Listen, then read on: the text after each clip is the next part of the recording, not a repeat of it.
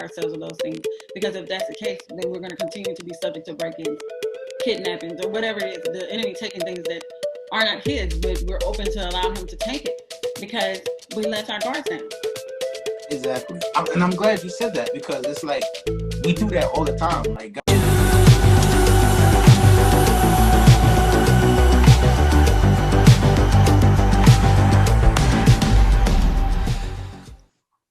hey guys, your video is frozen. I'm frozen? Not anymore. Hey guys, welcome back. I'm Bianca, and this is my partner Teddy. We're glad to be back with you guys for another topic. You want to say What's anything going on? to get started? What's going on, everybody? Y'all should. I hope y'all get to see that still shot that I just seen because it's hilarious. But anyway, I was I guess not a series of events, but just different things have kind of triggered me to have this question for you guys tonight, or just for everybody. And the question is, are you an easy target? So easy target for what?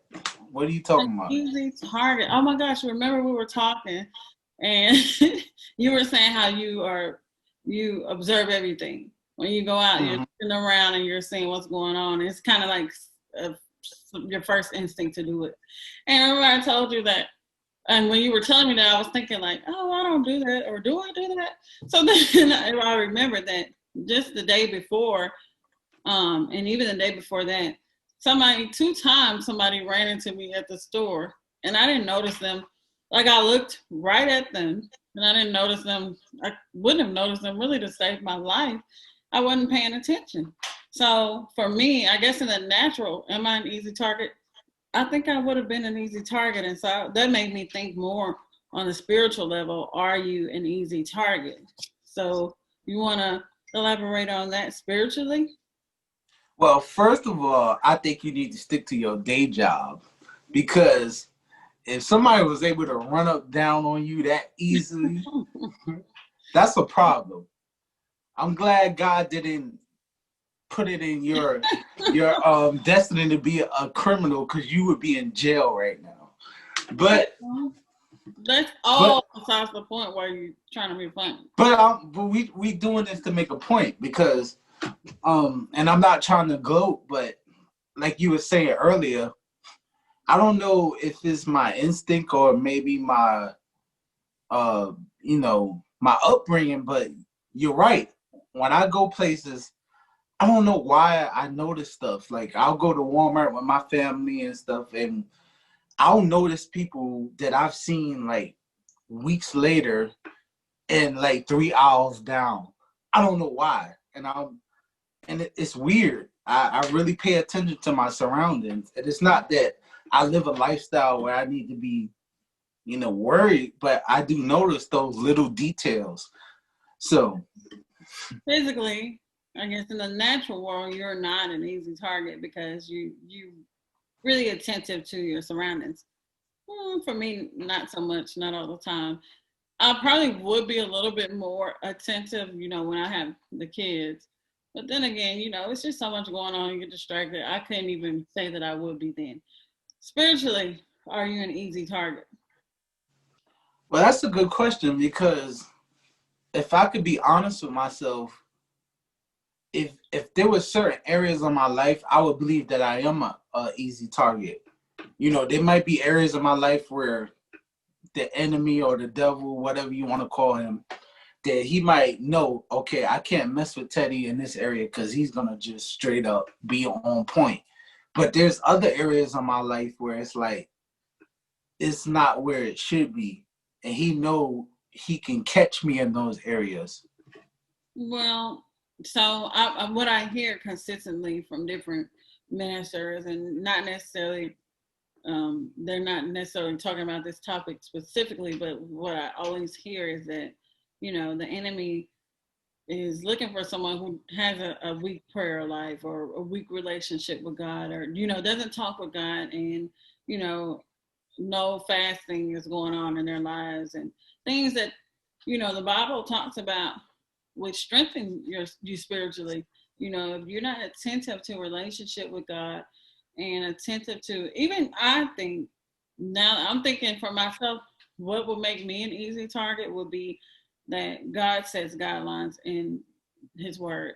And when you are attentive or obedient to those things, because he's not telling you to do it or not to do something just for the heck of it.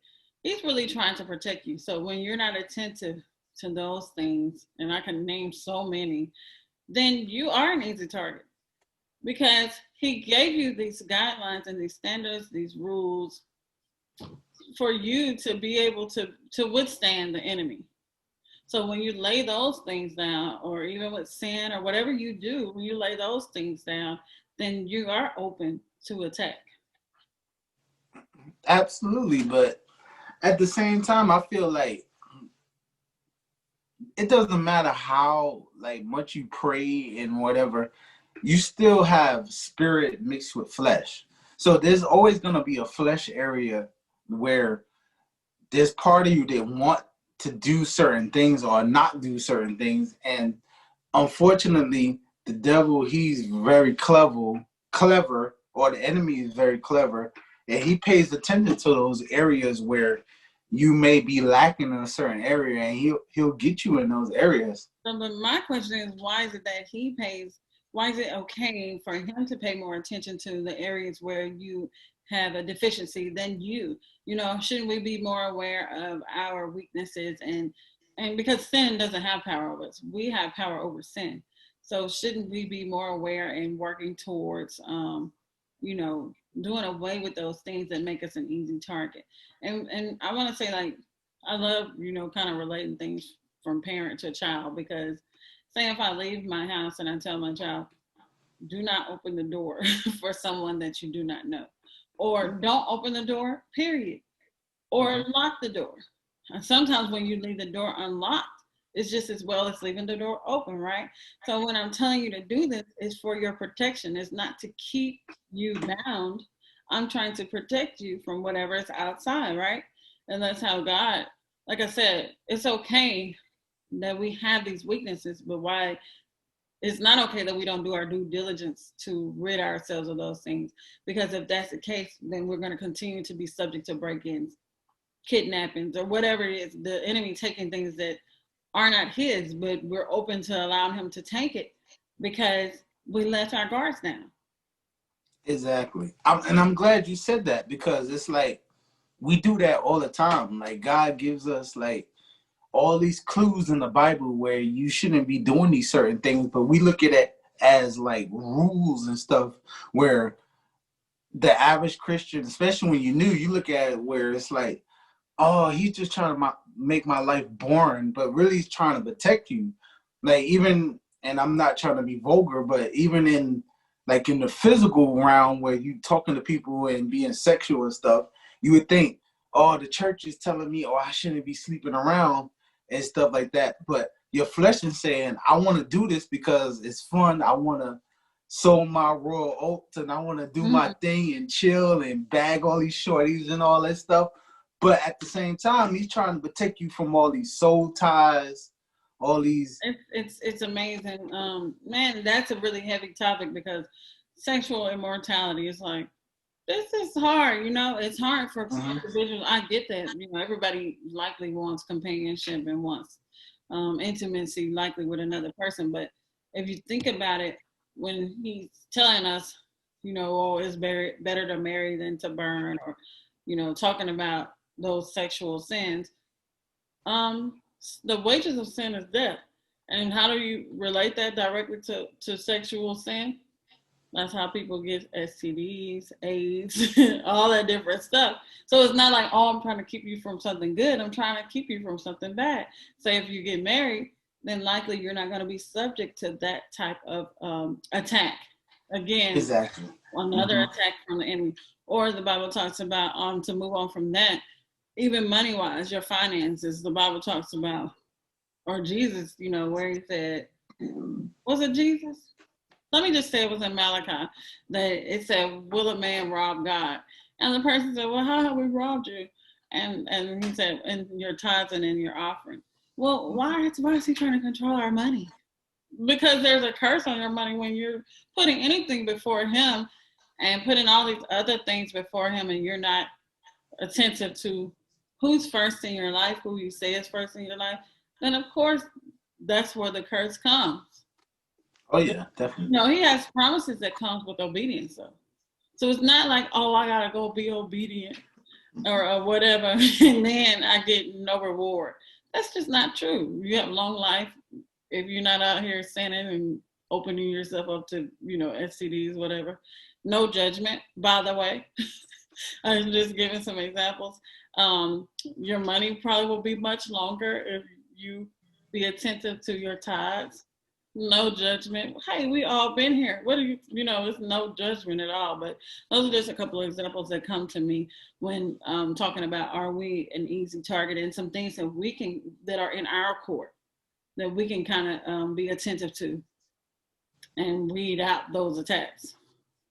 Exactly. And even I'm glad you brought up the financial side of it, because there's just certain laws in life that it's like, okay, you don't have to follow them, but if you follow them, they're just going to work for your life. Like people talk about, like you said, tides, seeds, and harvest. I mean, if you plant seeds, you're going to reap the harvest. It's just a law. Just like the law of gravity. If you jump out of a plane, you're going to fall to the ground. I don't care what superhero stuff you watch on TV and all that stuff. If you don't follow the laws of gravity, you're going to fall on the ground. And the same thing, the laws of God. It's like seed and harvest. If you plant the right seeds in the right ground, you're going to reap a harvest. Mm-hmm. And that's something that all of us, we're not really, like I said, I love how you mentioned earlier about everybody's going to be weak in some area and have some challenges in some area. Nobody's going to be 100 across the board. Totally got it. But when we recognize a weakness of ours, and maybe we've recognized it 10 times, you know what I'm saying? But when we recognize it and it actually kind of sets in, then let's work towards weeding out those things so we don't continue the cycles of being an easy target in those areas.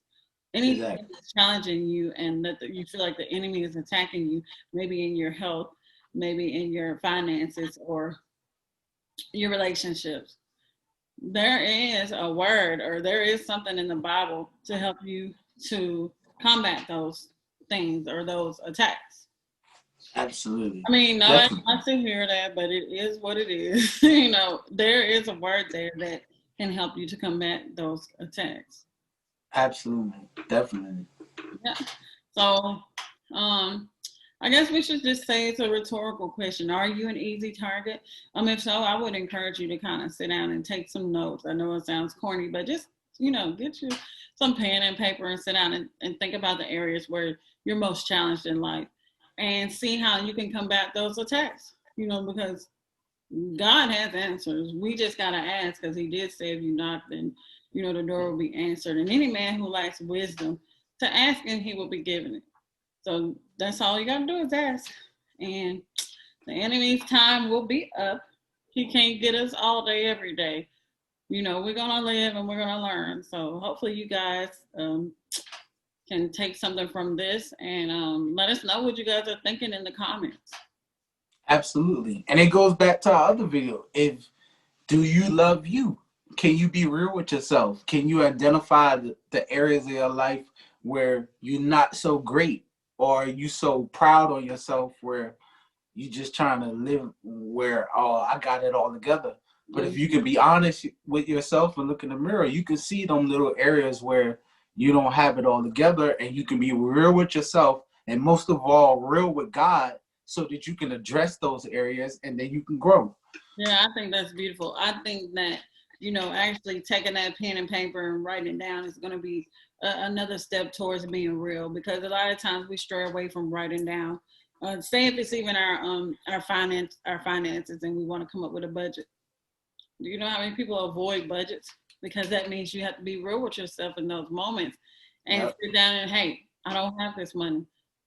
We avoid it. So we actually sit down and take that step to write the stuff down, just to write it down and see where you are in those areas.